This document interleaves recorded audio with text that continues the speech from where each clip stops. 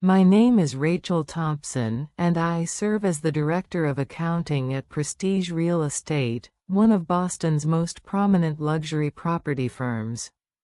Our office occupies the 35th floor of the Prudential Tower in the Back Bay District, a location as prestigious as the name we brandish. Through the towering glass windows, the city spreads out like a carefully painted canvas, the Charles River winding like a silver ribbon, sailboats drifting leisurely, and Boston Harbor glittering under the morning sun. On clear days, visibility stretches so far that one feels suspended between the world of commerce and the heavens themselves. The atmosphere of the office reflects the properties we represent: polished marble floors that never show dust, sleek modern furniture curated by top designers, and fresh floral arrangements that change weekly. At the reception, soft chandelier light glows against glass and chrome surfaces, casting warm reflections as if welcoming only the most distinguished clientele. For outsiders, Prestige Real Estate embodies success. But for me, the building is both a crown and a cage. I had not inherited my role. After graduating from public high school, while my peers entered universities with parental support, I began working at my mother's company as a junior accountant. By day I processed invoices and receipts, and by night I studied for certifications under the dim light of my apartment desk lamp. Many nights, I remained in the office long after everyone else had gone, poring over thick textbooks and sketching out models that might streamline the labyrinthine financial systems of the company. Those years were grueling, but they bore fruit. Eventually, I developed a completely new accounting system, one so effective it saved the company nearly $1 million annually. That contribution significantly strengthened Prestige's growth, though it rarely earned me the recognition I quietly hoped for from my family. My husband, David, works beside me as sales director. His warmth and steady presence often contrast with the cold formality of the corporate world. He oversees deals with major corporations, and his personal credibility accounts for over 70% of our annual revenue. Our home life centers around him, myself, and our 8-year-old son, Oliver. Oliver is a bright, affectionate child with a curiosity that shines even in ordinary moments. He adores his grandmother, my mother, Margaret, and often insists on packing his picture books and toy dinosaurs each Saturday before visiting her mansion. Watching his small hands carefully tuck away his treasures brings me both joy and quiet sorrow.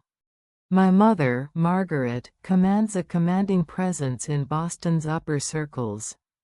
As president of Prestige Real Estate, she projects sophistication and authority. Outside the company, she sits on the board of the Boston Symphony Orchestra and attends galas with the city's elite. She lives in a sprawling mansion in the Brookline district, surrounded by manicured lawns and neighbors whose names appear in magazines. My younger sister, Jenny, is equally ensconced in that world. After graduating from Harvard, she became Prestige's PR director while cultivating a large social media following as an influencer. Jenny thrives on visibility, posting snapshots of her life framed in designer labels, organic meals, and charity events. She dresses in the latest fashion, drives an electric luxury car, and narrates her lifestyle as though it were an aspirational novel. My simple clothes and practical sedan often become the punchline of her online commentary.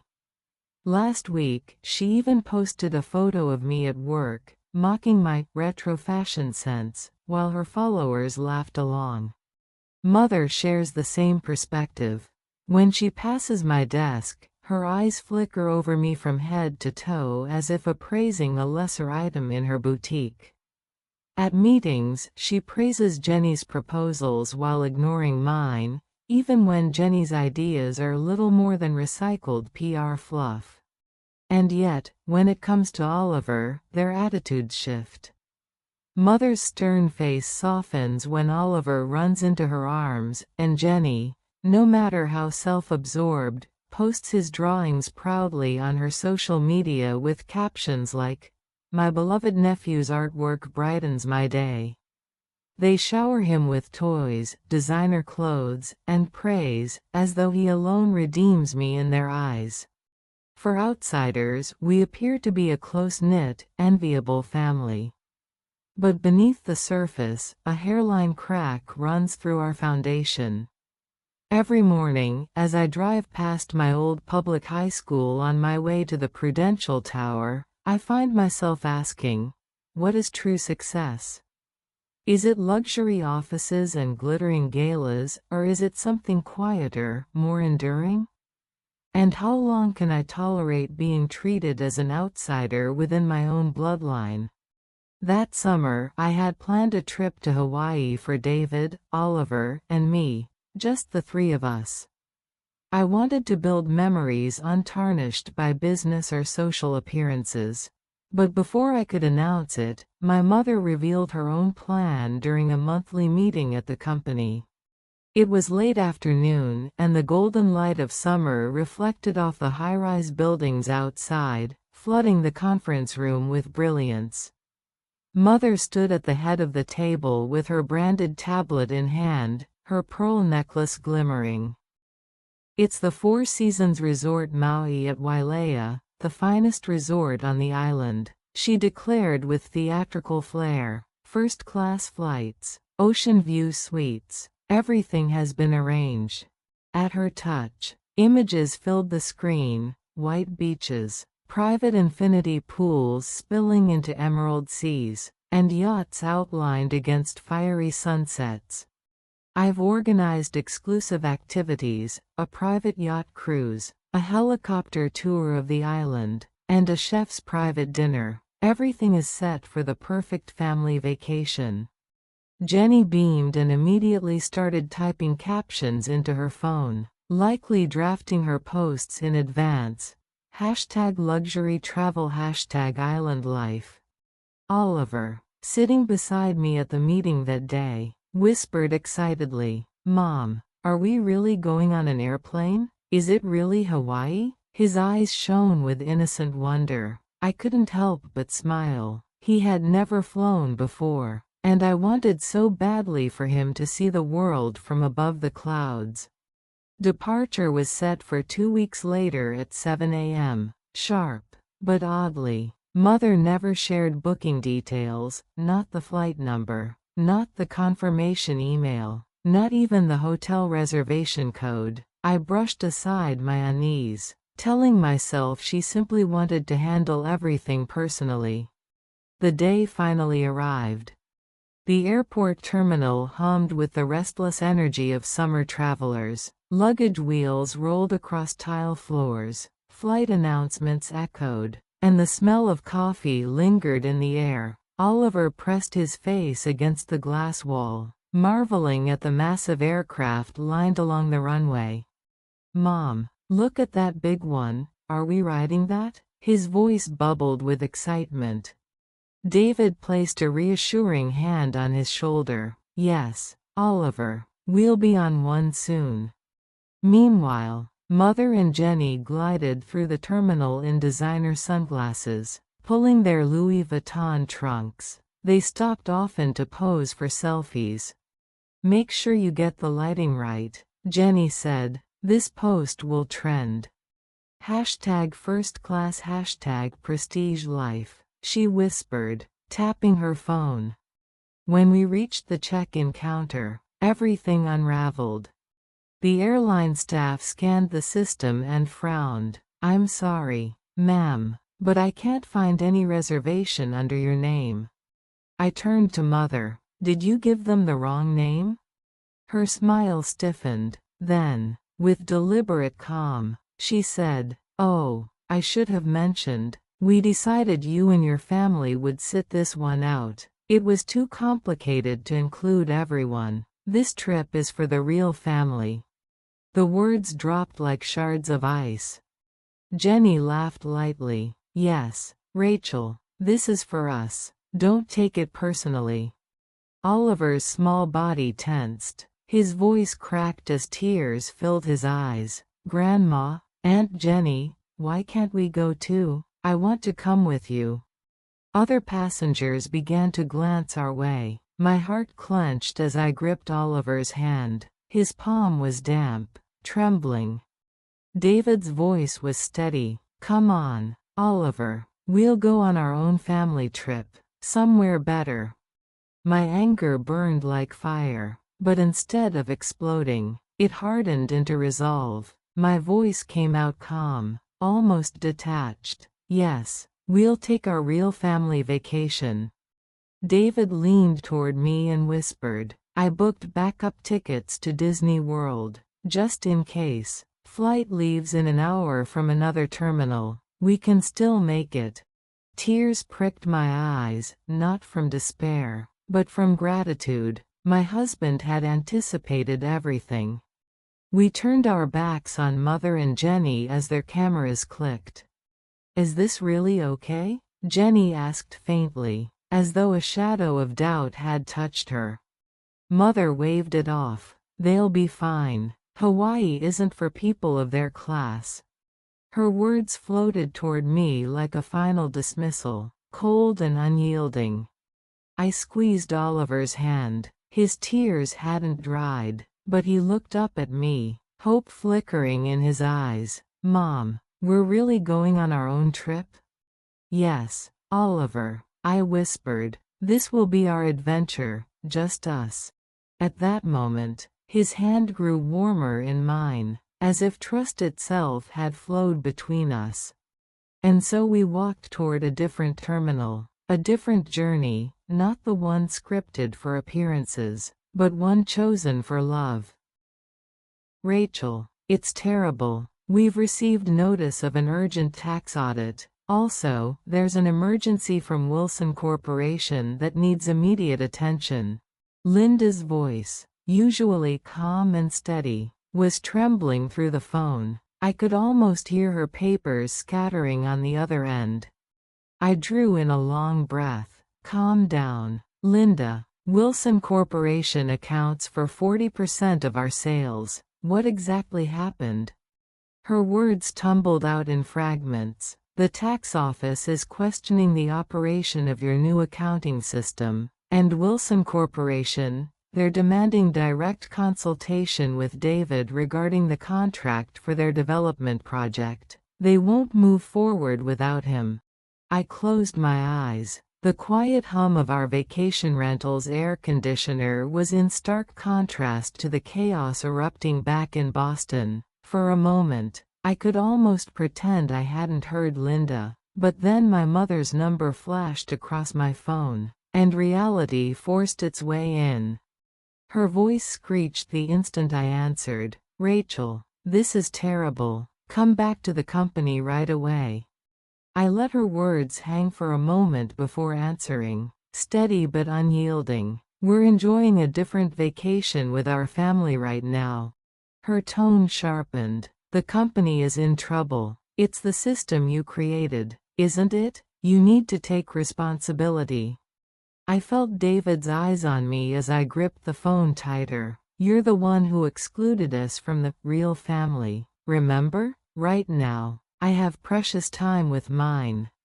Stop being stubborn at a time like this. Don't blame me if the company goes under. Mother's shrill cry echoed against my ear, so loud that even Oliver looked up nervously. In the background I could hear Jenny's panic, her voice breaking into sobs. What should I do? I'm losing followers. They're all blaming me for this mess. I hung up before Mother could scream again. My hands trembled slightly as I set the phone down, but David placed his hand over mine, calm as ever. Oliver tilted his head, eyes wide with worry. Is everything okay, Mom? I bent down, brushing the hair from his forehead, forcing a smile. It's okay, Oliver. Today, let's all go to Animal Kingdom. His eyes lit up, though a trace of worry lingered. Really? Animal Kingdom? Yes, that's where we're going. I kissed his temple, whispering more to myself than to him. Right now, this is what matters most.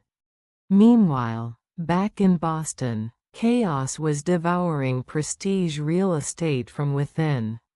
The 35th floor office in the Prudential Tower no longer carried its glamorous air. The spectacular view of Boston Harbor stretched endlessly outside the windows, but no one had time to look. The fresh lilies at the lobby reception desk had wilted, their fragrance replaced by the staleness of neglect. Even the chandelier seemed dim, its crystal brilliance fading like the company's prestige. The tax auditors had set up camp in the conference room. Files and ledgers lay spread across the table like surgical instruments. One elderly auditor adjusted his glasses and frowned at the documents. This system is very innovative, he admitted. However, precisely because of that, we need detailed explanations about its consistency with conventional accounting standards. Beside him, a younger auditor flipped through pages rapidly, firing question after question. Could you explain the specific calculation method for this cost reduction mechanism? How exactly are these annual savings achieved? Mother sat stiffly at the head of the table, utterly lost. Her manicured hands fidgeted with her pen, but no answer came. Jenny sat beside her, her phone clutched desperately in her hands. She wasn't scrolling for entertainment this time, she was watching her follower count plummet, the numbers ticking downward like sand slipping through an hourglass. Finally, the executive from Wilson Corporation leaned forward, his voice cutting through the tense air like a blade. Regarding this matter, only Rachel, the system's creator, can provide the answers. Without her, we cannot proceed. Margaret, I'm sorry, but we must consider a full review of our contract. This incident raises serious concerns about your company's management integrity. His words landed like hammer strikes. The room fell into a suffocating silence. That evening, after we returned from Animal Kingdom, after watching Oliver's face light up at the sight of giraffes and elephants, his laughter echoing into the humid Florida air, our doorbell rang. Mother stood there, her luxury suit wrinkled, her makeup smeared into weary lines. Jenny was behind her, eyes swollen from crying. Rachel, David, please help us. Mother's voice cracked. The company, it will go bankrupt. You have to come back. I stood tall, heart pounding but voice calm. Please solve it with your real family. Mother's composure shattered. This is no time for pride. Don't you see? Everything is falling apart. David appeared from the study, holding a folder. He set it gently on the coffee table, his movements deliberate. Actually, Margaret, I've been preparing for a situation like this for years. Inside were detailed plans, our plans, for a new company, Thompson Family Real Estate.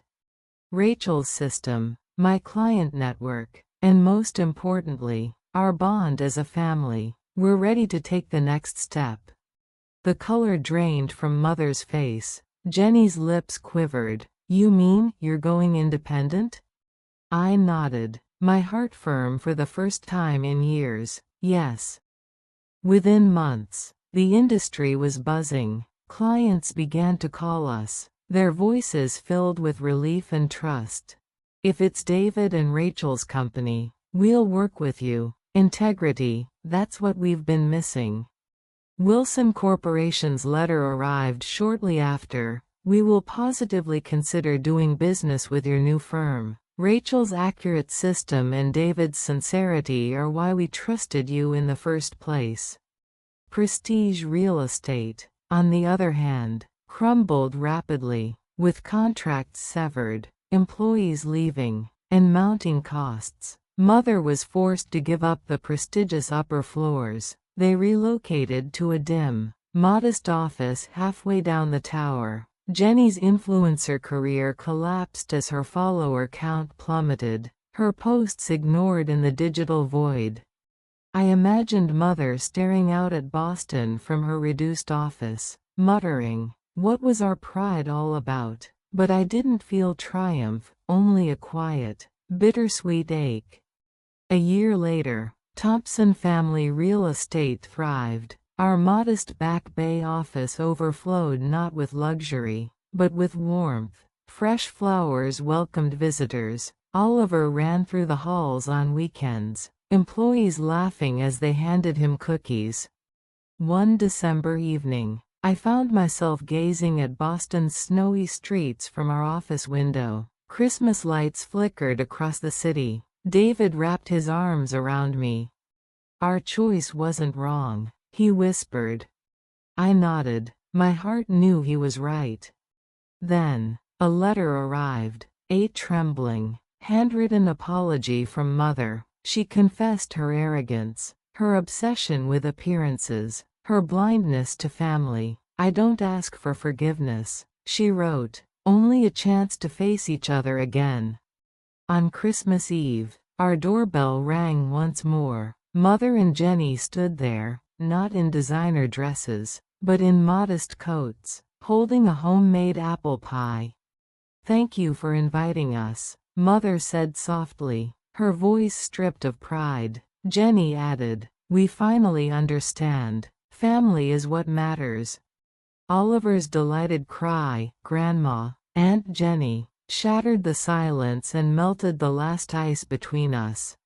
Inside, as snow fell quietly outside, we clinked glasses. David raised his voice, "To new family bonds." For the first time, Mother and Jenny's smiles weren't masks, they were real. And in that moment, surrounded by warmth, laughter, and forgiveness, I finally understood. True success isn't luxury or status. It's family. It's love. It's the courage to start again.